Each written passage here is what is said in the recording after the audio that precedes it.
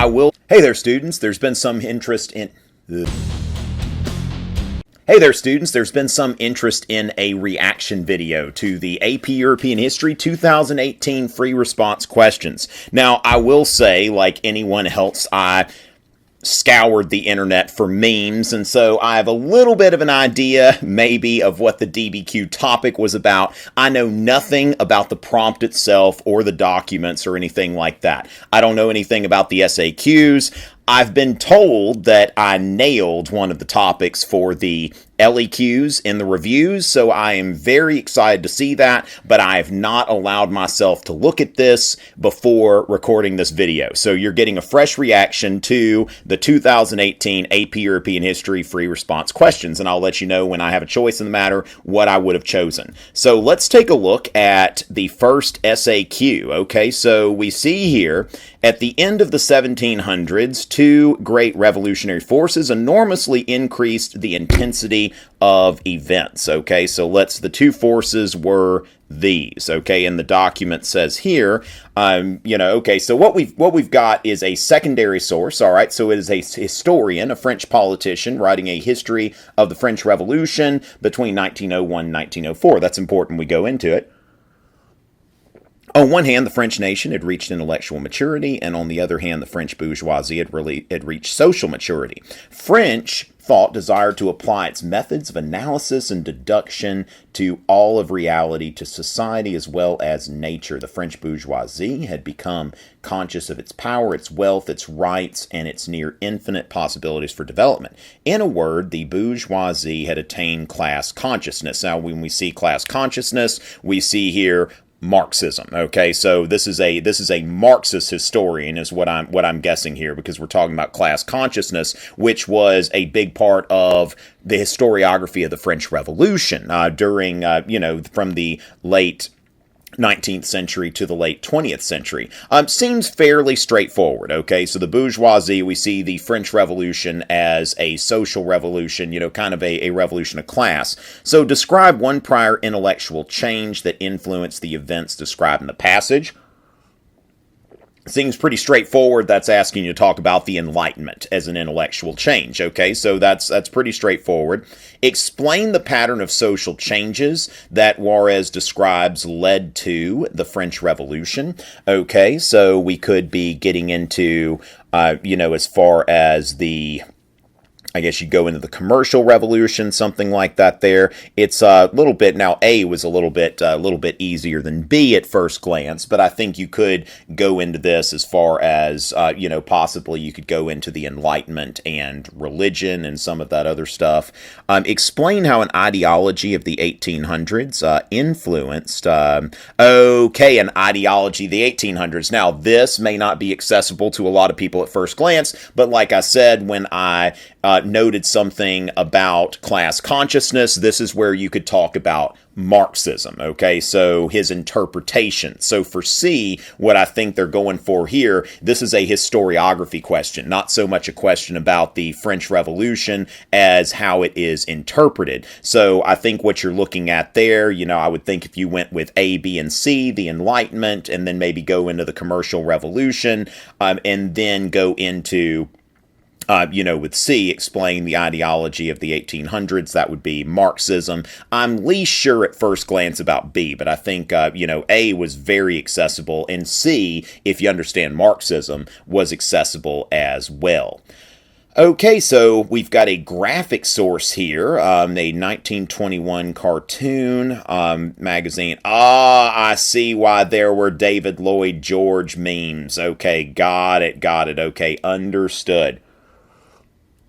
And so we see here and a figure representing Germany. Okay, so what we've got here, it looks like you are supposed to probably go into the reparations or something like that. Treaty of Versailles, Article 231. Of course, if you don't know about that stuff, there's nothing here that's going to help you. So let's see what we've got there.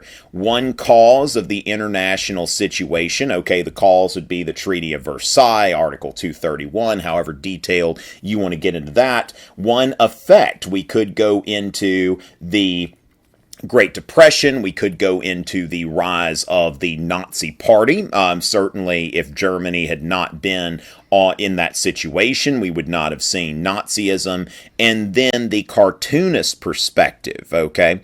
And so as far as that, the cartoonist perspective, appears to be that Germany is not being treated fairly by Britain or France, okay, and sees that this is unjust. You could go into, I don't think you'll have to get so deep like to go into people like John Maynard Keynes, who criticized the Treaty of Versailles, but, again, pretty straightforward question. This exam so far is much more straightforward than I expected.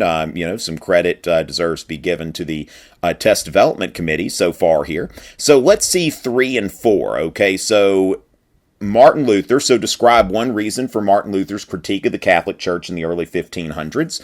That would be, you could go into doctrine or practice. So you go, I think what we're going to see mostly is the sale of indulgences. Describe one Catholic response in the 1500s to Luther's critique. You could go into, I suppose, excommunicating Luther, perhaps the Council of Trent, explain how Luther's protests contributed to social change in Europe in the period 1517 to 1600. That one's going to take you a little bit more there, but that's something that is C. So at least for 2 of them, for A and B, that seems very, very straightforward. And then, okay, we're going with 3. Okay, verses 3 and 4. If I had to choose between this 3, Martin Luther, and 4 on Lenin's critiques of the Russian monarchy, then I would go with 3. Okay, so for me, given the choice between 3 and 4, I would go with 3.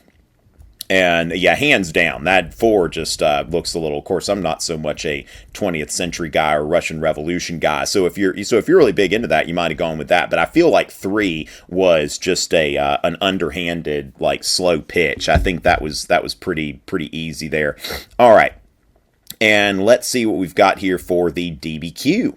All right, and so evaluate whether the 30 Years' War was fought primarily for religious or primarily for political reasons. Again, shout out to the Test Development Committee for actually putting this question in a form that is easily answerable. I had a few issues with the wording last year where it said evaluate whether or not rather than evaluate the extent, but I feel like the wording of this prompt is very, very good here. Now, of course, I'd have to look at all of the documents, and I may do something with that later, but I think this does allow for quite a bit of argumentation. Of course, also, a continuity and change over time argument would be good, because for those of you who watched my video on the 30 Years' War right before the exam, which some of you lucky folks, I guess, did, then, you know that it really went from a local and religious war to a continental and political war. So we know that it goes from 1618 to 1648. I'm pretty sure that the defenestration of Prague was probably the most used outside information in this whole thing. But I see a 1618 document. Okay, so 1619, 1628. Okay, so you can see this kind of moving on. And okay, so Gustavus Adolphus appears in the document, so you wouldn't be able to use him. Let's see, the Swedish High Chancellor, okay, in Brandenburg. Let's see here, the elimination of heresy and rebellion through the care of Cardinal Richelieu. Interesting, okay.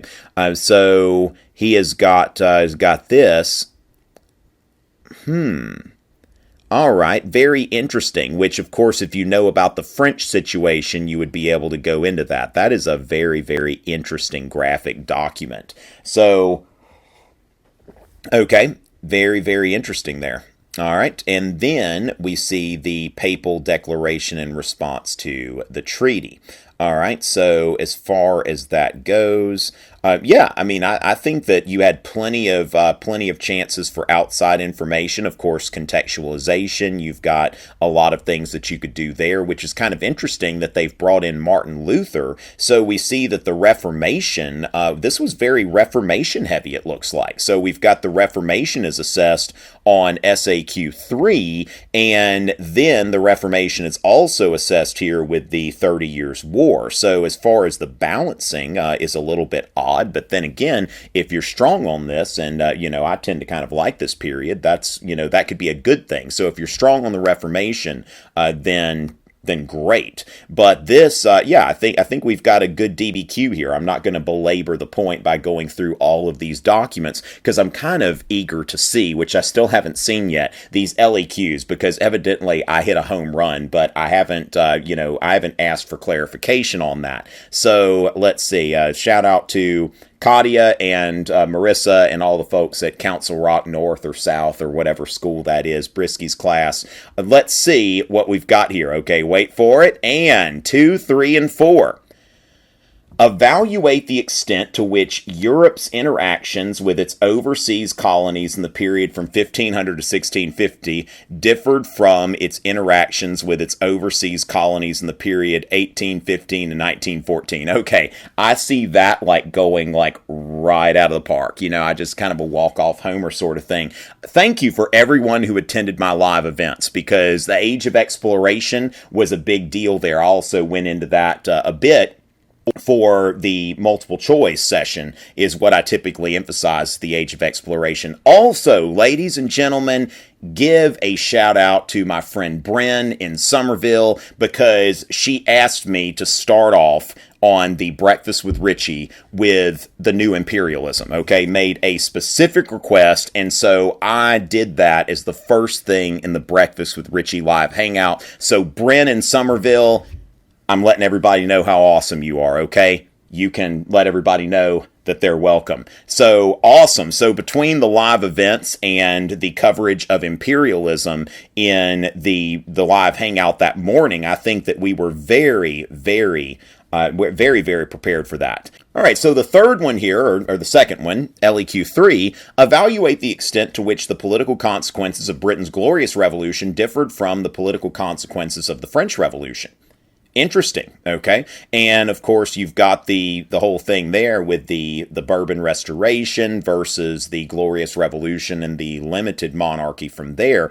This is a topic that comes up once in a while, so I like this one. I could see myself using this one later.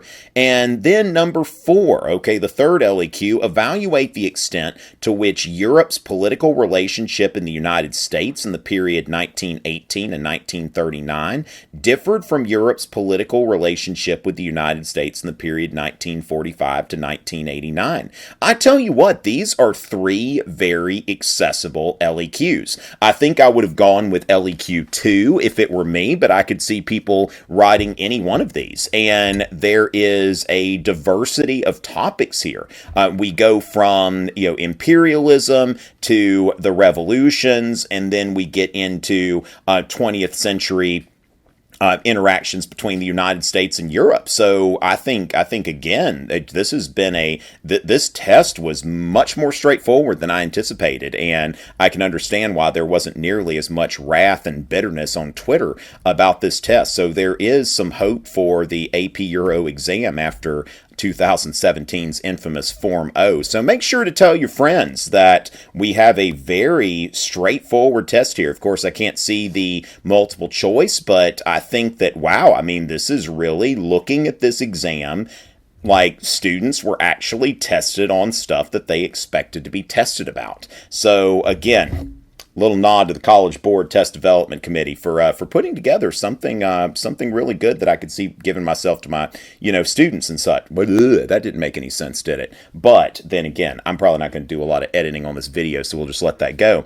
And so if you've taken the AP Euro exam, hopefully you did well. Remember, I'm also around for A Push and maybe even for AP Gov and a little bit AP World down the road. So just remember, I'm here to help, no matter what exam you're taking on history and politics. It's always a pleasure.